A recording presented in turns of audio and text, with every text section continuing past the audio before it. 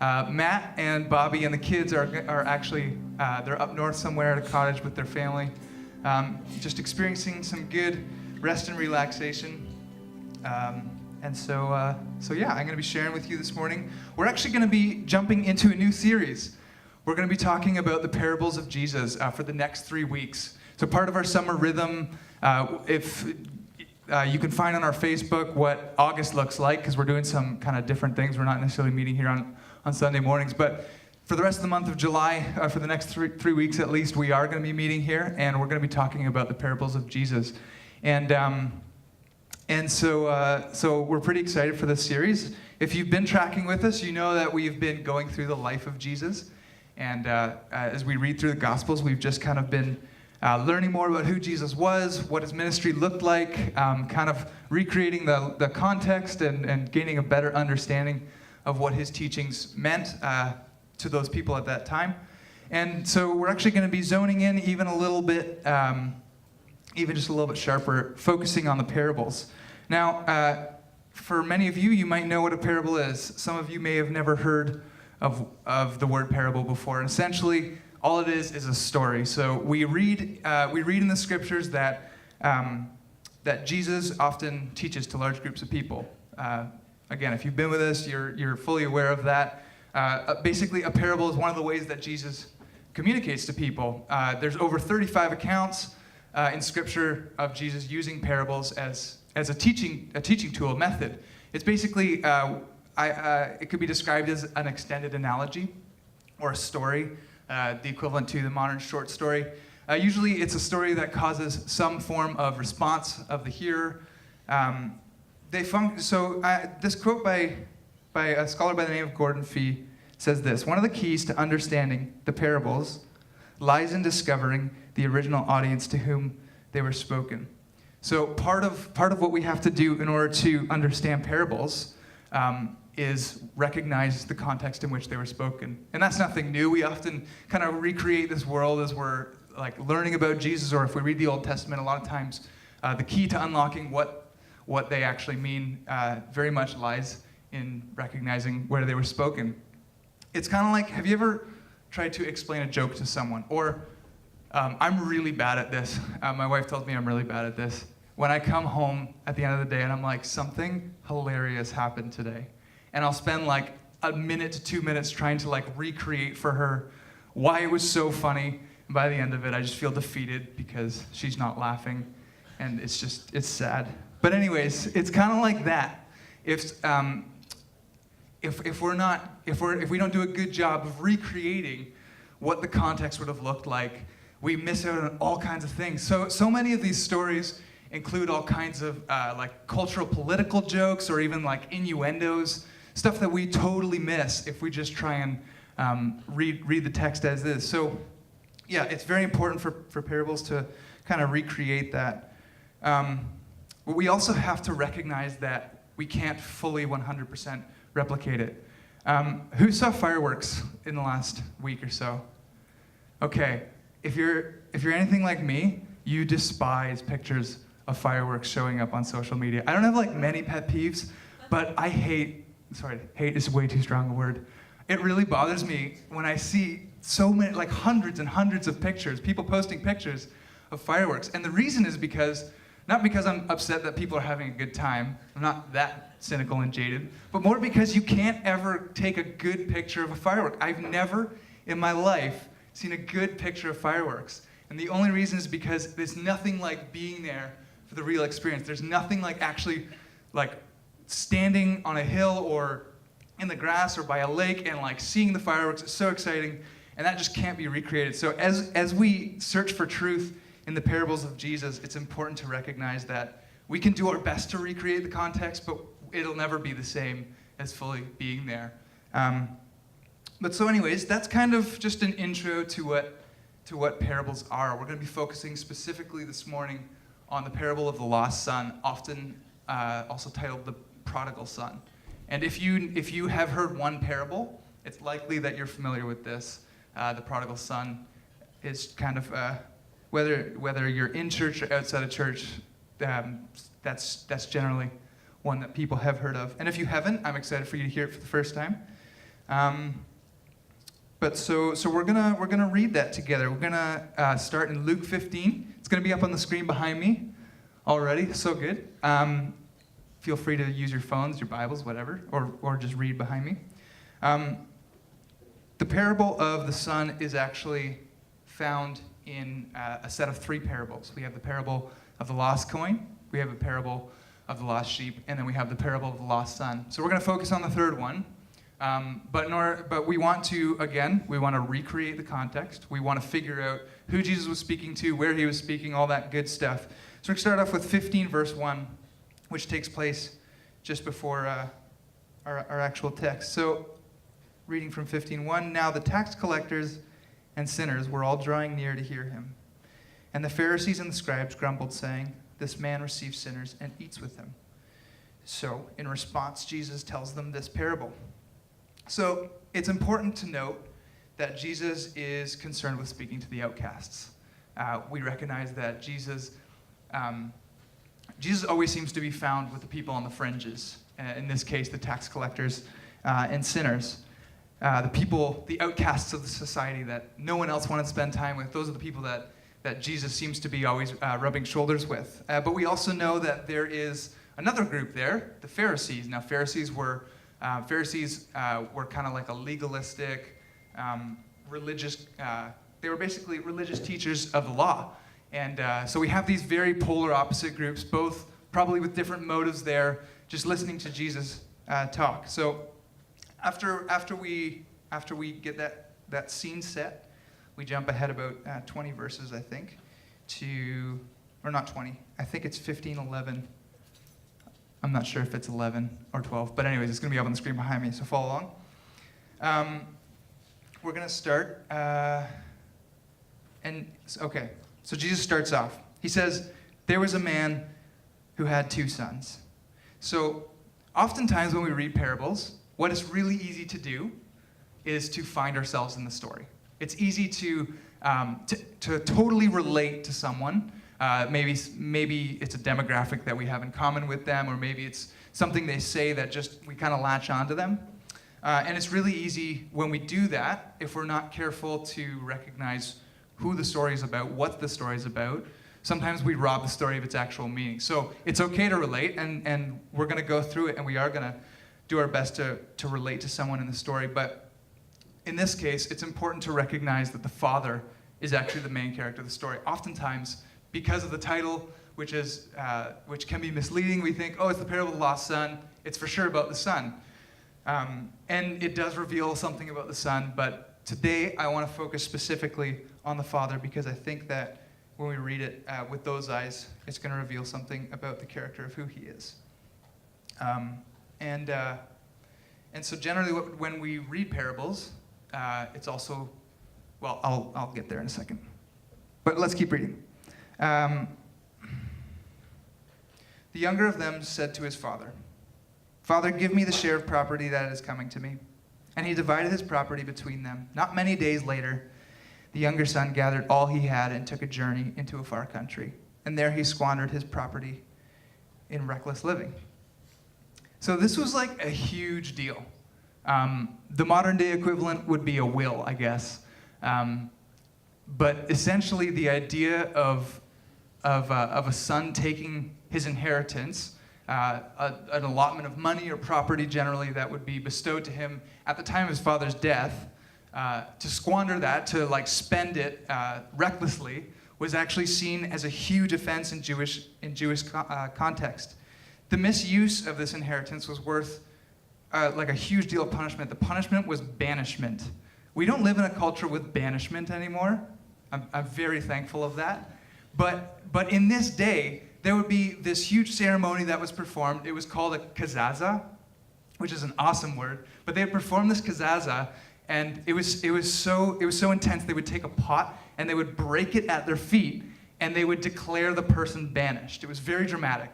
And so this person was not allowed to return. And if they returned, they would receive the penalty of death through stoning. So this was like a huge deal that the son does this. He goes and he lives recklessly. He spends all his father's money, which, by the way, he asks for early. So there's already kind of that other aspect of he's kind of selfish in wanting to get his inheritance early. So, like, I can only imagine if we're trying to recreate the story and the context in which Jesus is talking, I can only imagine the growing horror on the face of the people that he's telling to as they're like, oh my goodness, like this is getting bad. But so let's continue on. And when he had spent everything, a severe famine arose in that country, and he began to be in need. So he went and hired himself out to one of the citizens of that country, who sent him into his fields to feed pigs. And he was longing to be fed with the pods that the pigs ate, and no one gave him anything. So obviously, things are getting bad when pig food starts to look good, and that's kind of where we find him now. But when he came to himself, he said, "How many of my father's hired servants have more than enough bread? But I perish here with hunger. I will arise and go to my father, and I will say to him, 'Father, I have sinned against heaven before you. I am no longer worthy to be called your son. Treat me as one of your hired servants.' And so he arose and came to his father, but while he was still a long way off, his father saw him and felt compassion, and ran and embraced him and kissed him." So 2 things I want to point out about this specific passage. The first one is to key in on the words "long way off." So the father sees him from a long way off. There's only one way that you can see someone walking towards you in the distance from that far, and that's if you're looking for them. So we don't actually receive any insight onto what the father's life looks like after the son gets his early inheritance, and in that time period where he's out spending it, we don't have any insight into what that looks like for the father. But I think that this idea of the son appearing a long way off maybe gives us a clue that the father was looking for him. So I find that really, really interesting, and maybe tells us something about who the father is. And the second word that I want us to key on is that the father ran. In an ancient context, you would never, ever, ever see a Middle Eastern man run. Has anyone heard the phrase "gird up your loins"? Okay, so essentially what that means is back in the day, they'd be wearing these long tunics, like down to the ground, and in order to run, so for I guess I don't know when you would have to run, but if they did have to run, they would have to gird up their loins, and so it would be I don't know how to do it, but there was like a way of like tying it up above the knees, but that was like seen as a dramatic sign of humiliation for a Middle Eastern man to show his bare legs in that context. And so I find it so interesting that Jesus keys in and says that the father ran, because for the Jewish people, the teachers of the law and the tax collectors and sinners, for all those people there, it kind of would have been this sign of humiliation, like, oh, interesting that, that Jesus decides to include that little detail. It kind of reminds me of an article. I'm a sucker for clickbait articles, and there was this one on Facebook not too long ago that was like, "World's greatest dad." And I've seen like so many of those, so I don't know what the measure of the greatest dad is, but this one was about a guy who tweeted out a picture of him and his daughter. And I don't have it up behind me because we had some technical issues over the past 24 hours, but essentially the picture was of him and his daughter standing there. And he took the picture after getting a call from his daughter's school, and he learned that his daughter wet her pants at school. I think she was kindergarten or grade 1 or something. I don't know if any of you remember being in kindergarten or grade 1, but like that's pretty hard to come back from. Like you are known as that kid for like the next 8 years. Thankfully, I was never that kid. But so the father catches wind of this, and when he shows up to pick her up from school, he has poured water like on his pants, and it now looks like he has wet his pants. He knows his daughter's so embarrassed, and then they take this picture together, and it's this idea of like parents like humiliating themselves for the benefit of their child. It seems kind of silly, but I think it's talking about something profound. And I think it's the same thing that's driving the father to maybe embarrass himself culturally for the sake of his son. The same son that has like totally squandered all of his wealth, all of his hard-earned money that he wanted to bless his kids with. His son has gone and ruined all that. So I find that really interesting. And I think that this is, this is the picture of the Father that we receive, one who loves, who's willing to humiliate himself for the sake of his child. This quote by Luke Timothy Johnson says, "So eager is God," I'm not sure, I don't think I have it up, but "so eager is God to receive back those who have wandered from covenant with him." So let's move on. "And the son said to him, 'Father, I have sinned against heaven and before you. I am no longer worthy to be called your son.' But the father said to his servants, 'Bring quickly the best robe and put it on him, and put a ring on his hand and shoes on his feet. And bring the fattened calf and kill it, and let us eat and celebrate. For this my son was dead and is alive again. He was lost and is found.' And so they began to celebrate." Now, we talked about the kazaza about 10 minutes ago. And there was one way to reverse that, and that was if the party who had been wronged went through this process of bestowing gifts. That was part of this, the reversal of this banishment. And the specific items are actually outlined here: the shoes, robe, and a ring. And so it was, again, for the Jewish people, if we try and recreate the context that they're hearing it, the things that they're going to be responding to, recognizing that the Father's doing this. This isn't just like some random items that the Father's doing. This is a clear forgiveness that the Father is blessing his Son with, and that would have been very obvious in the context.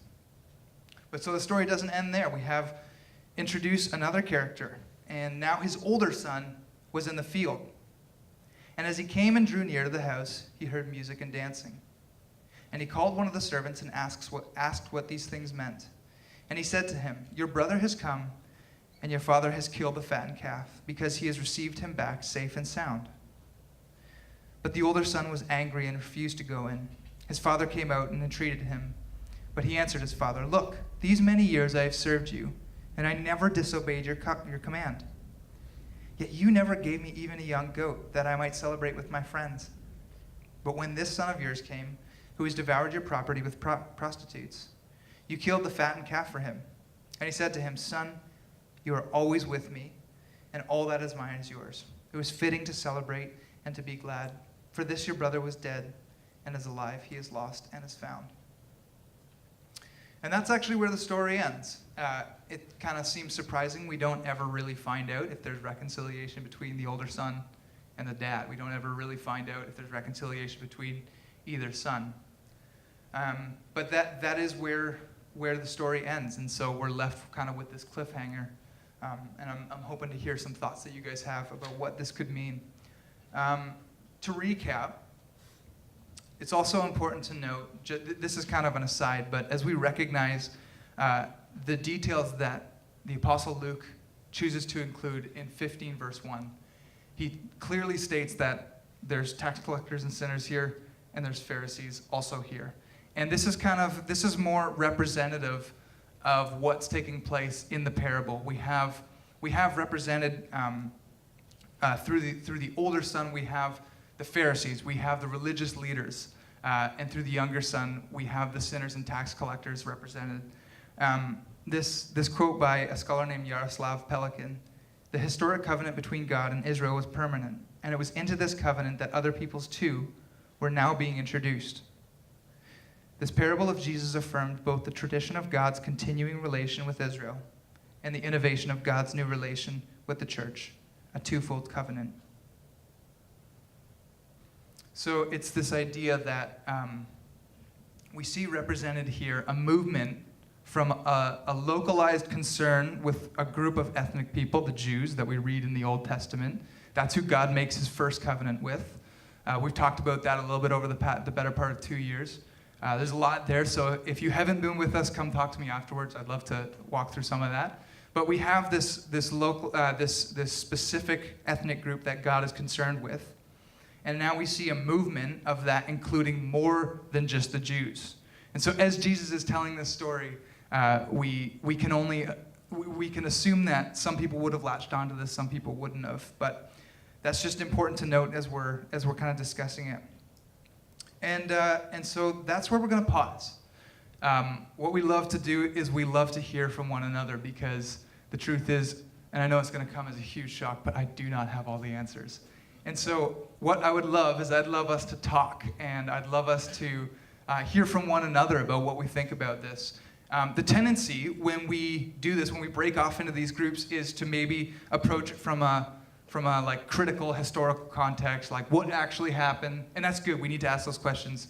But I just want to encourage those of you who maybe are just like, this is evoking some sort of feeling. Like, what is it, how are you responding to this? If you do maybe empathize with one of the characters, like, what does that feel like? I just want you to feel free to kind of talk about all that too. And I'll give you about 5 or 10 minutes, and we'll take it up in about that amount of time. Welcome back, everyone. I would just like to thank the following people. I'd like to thank Alex over there in the back. I'd like to thank Derek and Joel for all sending me the pictures they took of fireworks this year. Thank you, guys. That made me feel really good inside. Anyways. What did you guys talk about? Even if you didn't talk about it, maybe it's a thought that you're having. This is also a perfect time to ask clarifying questions. I tend to ramble a lot, so if I said anything that's confusing, or maybe feels like I missed a big chunk, this is your chance to embarrass me in front of everyone. But what did you guys talk about? Anything stand out to anyone? Yes? So we were talking about the idea that the second son went to the servants instead of his father to find out what was going on. And what is the significance about that? So I was kind of thinking that you've got a more legalistic, rule-following son, and it's kind of the idea that he went to the Pharisees versus directly Jesus himself. So that kind of idea. Yeah, that is interesting. Yeah, well, that's really good. The idea that, like, if I'm hearing you correctly, and correct me if I'm not, but the idea that you're talking about the younger son, right? Yeah. The one that stayed. Oh, the one that stayed. Oh, sorry. Stayed when he was in the fields and heard that there was a party going on. Oh. He went to the servants to inquire what was going on instead of directly to his father. Interesting. Yeah. It kind of makes you wonder what the relationship was like. Yeah, that's interesting. I didn't read anything about that. I don't have anything further to say on that. But that is like an interesting point that I think maybe speaks to like the human condition of, like, there's probably a reason that he didn't go directly to his father, which I think is really interesting to note. That's good. Yeah. Just to touch on that, though, so often within the church, we tend to do the same. We go to each other versus going to God on an issue. Right? Yeah. On somebody else's issue. We're like, oh yeah, did you hear about so-and-so? As opposed to saying, Jesus, God, how would you deal with this person? How should I treat this person? Yeah, absolutely. Yeah. It's so much easier to complain about other people. I'm so guilty of that. It's so much easier to like highlight, to like appear, than it is to feel like you're getting to the source of what's going on. Yeah, you're right. That is something that we tend to do often. Yeah, Cam. This was the first time when I had read it that I kind of wish that the story had multiple occurrences of the son going away and coming back and going away and being welcomed back. Because I guess in my head I know I've been told God's love and mercy is limitless, but maybe sometimes I doubt that. So in the story where he goes away and comes back one time, like, okay, I get that, God forgives him, but I guess I wish it was like multiple occurrences and he's always welcome back. And I don't know, just to reassure me that that is true about God. Yeah, totally. I have some thoughts regarding kind of the younger son and what we read about him, and we'll get to that in a second. But you're right. It is like a specific example that we see that maybe is harder to relate with because it kind of makes us question: well, is the love of the Father gonna ever run out?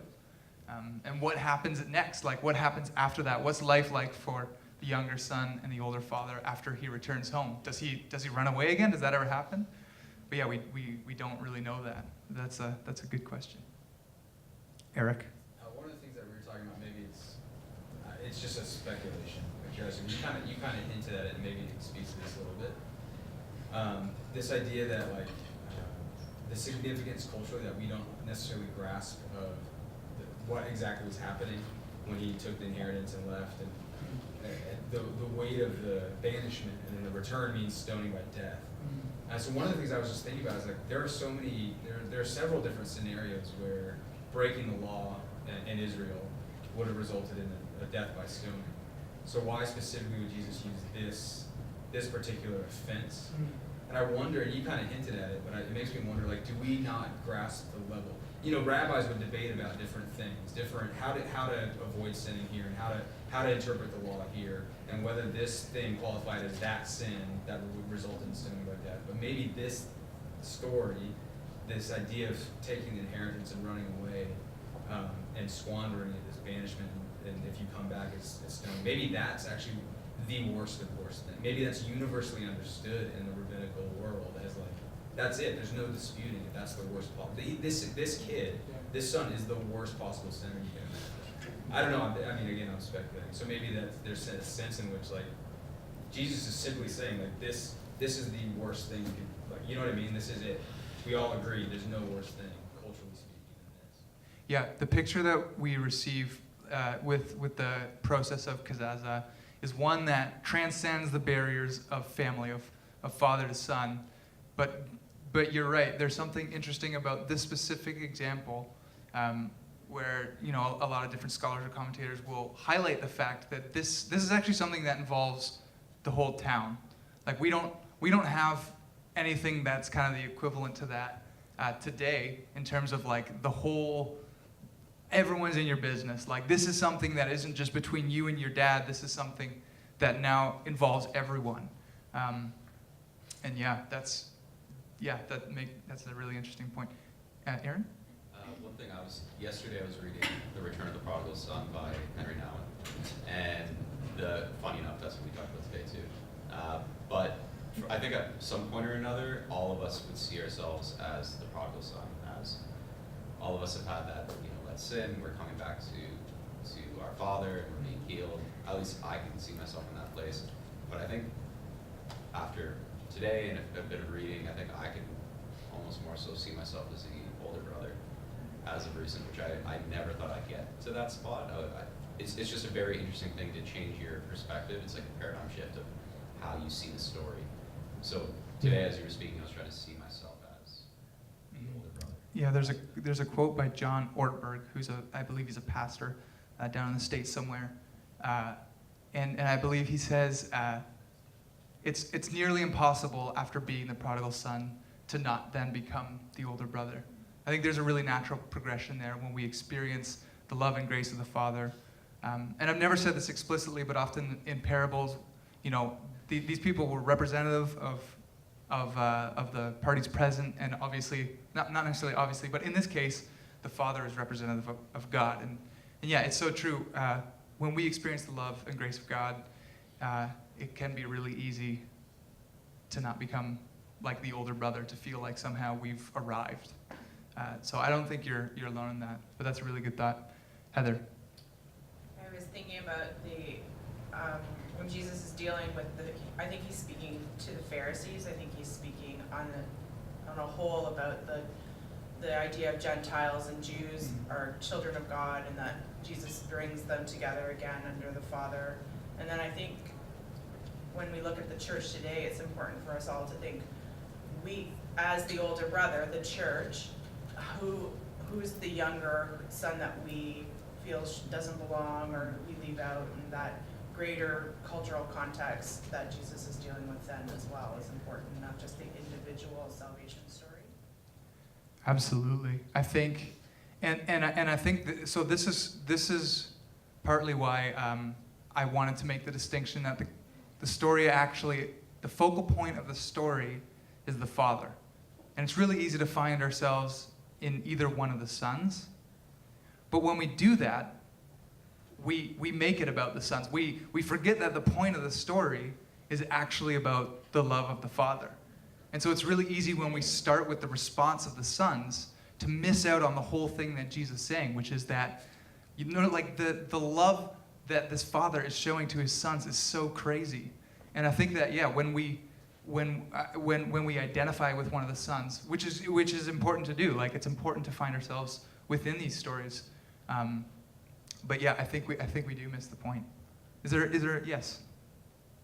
I don't know if I'm going to say this right, but we kind of talked about how, like, when you read this story, maybe to someone younger or to someone who's, like, grown up in a Christian home, going into a university where you're having all these choices, it almost feels like some of us said that we've kind of gone through our head and we go, okay, well, I'm just going to go run away, and I'm going to come on back and have that party instead of suffering through and being here, like, in university to party and do all those things, because you just think, okay, I'm going to, like, do my fun now, and I'll be a Christian later. And, like, if you wanted, you could kind of take that from there and say, yeah. So that's kind of something we talked about. Yeah. Yeah, that's an interesting point. It's like, sometimes when we talk about the love of God or the grace of God, it's easy to put limits on that and say like, oh yeah, but it couldn't reach me if I was kind of like sneaky about it, and I was choosing this here knowing that would be available later. That's an interesting, I don't have any more thoughts on that, but you're just making me think in front of everyone. And so, thank you. That's great. I don't want to miss anyone. Okay, Alex. I think it's interesting that both sons miss out on the kind of that time period of the father's love. Like the younger son goes away, and by absence misses out on it. But the older son misses out on it by like absence in heart, and you see this incredibly loving father at the end kind of throw a party and show his love, and yet both sons have missed out through avoidance what that kind of relationship time would look like. And so I think it's, in kind of response to that kind of like, go away and come back, what are you missing by not engaging with that level of a loving father in that time? Like both those sons have that kind of wounds of just missing out on that relationship. And so, I think, the kind of question is, why wouldn't you press into a relationship with a father like that? Yeah, that's really good. That touches on a little bit of how I want to kind of wrap all this up. And I don't have the answer. I have some thoughts on maybe what Jesus could be trying to say. But the main thing that I want to say, and for some of you this is like so basic, for some of you you've never heard it before, but just to say it, is that God's love cannot in any way be earned. It's so easy to think that we can do something. And it's really easy to demonize the older brother in this scenario. Like, we recognize that the younger brother has decided to come home, and it's easy to just kind of scoff at the older brother as the Pharisee and kind of point the finger. But I want to read this quote by Frederick Buechner. I'm going to skip over the next scripture. Yeah, that's great. Thanks, Alex. Buechner says, "The fatted calf, the best scotch, and the hoedown could all have been his too." He's talking about the older brother. Anytime he asked for them, except that he never thought to ask for them because he was so busy trying to cheerlessly and religiously earn them. That feels like the more obvious point, the fact that, there's a clear correlation between the Pharisees and the older son here.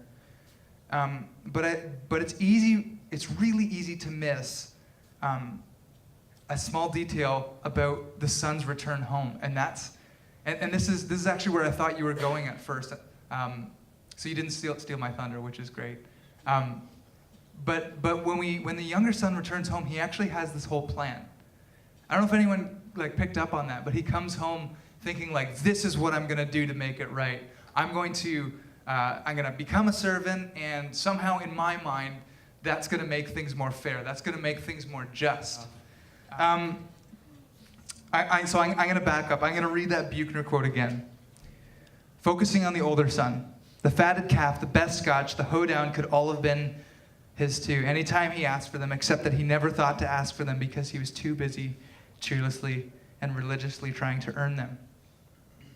And so that's the more obvious one. But when we recognize the younger son, he comes with this whole plan, and the father subverts the approach of both sons. He offers the exact same love.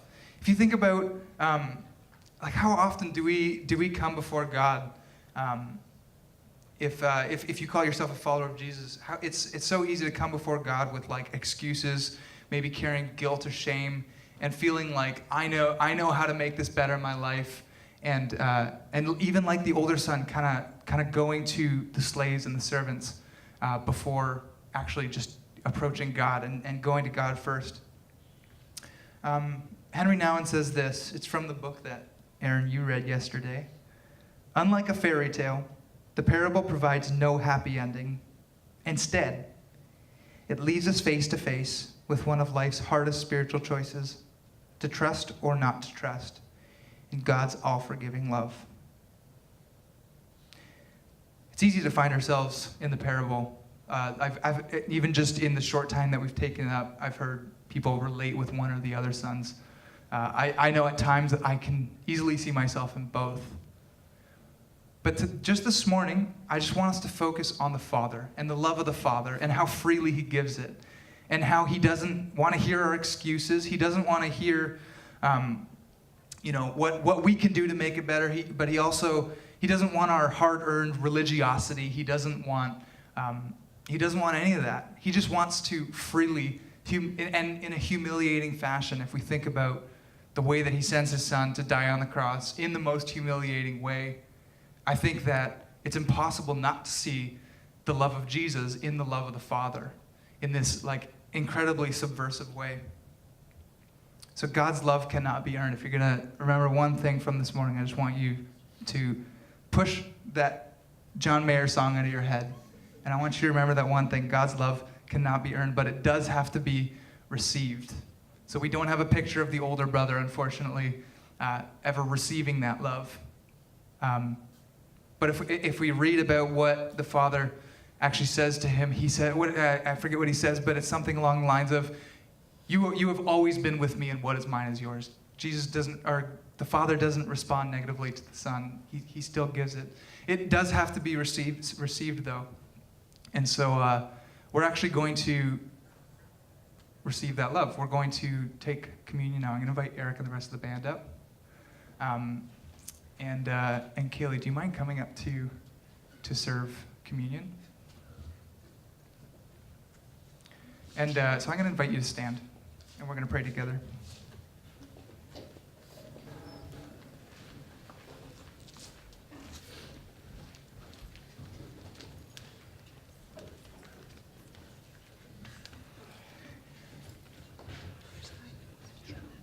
I'm going to pray, and then Eric's going to start to play.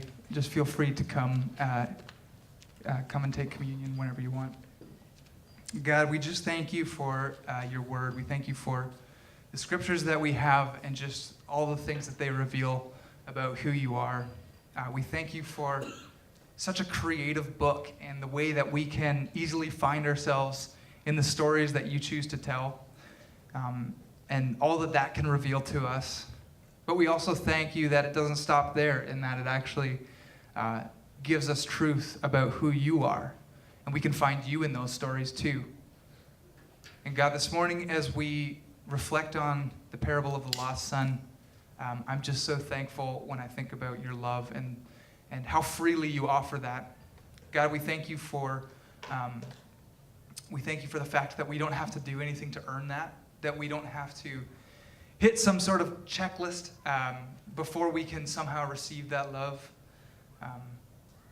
But God, just this morning, as we come to your table to break bread and drink grape juice, we just thank you for the fact that is how we get to celebrate that we get to come together as community, as friends, with one another, and we just get to celebrate that together. So thank you for that. God, whether we identify with the prodigal son or whether we identify with the older brother, we know that there's no difference to you, that your love is readily available to both of us. And so whether we're coming this morning as the older son, maybe we prioritize efficiency over relationship, maybe we experience jealousy or comparison, God, we know that you welcome us despite all that. Or whether we come as the prodigal son this morning, carrying baggage, lost, broken, afraid. Maybe we've chosen ourselves over you. And God, we know that there's no difference for you, that you accept us as we are in that space too. So Jesus, just as we come and reflect on who you are and what you've done for us, we just thank you once again for this time.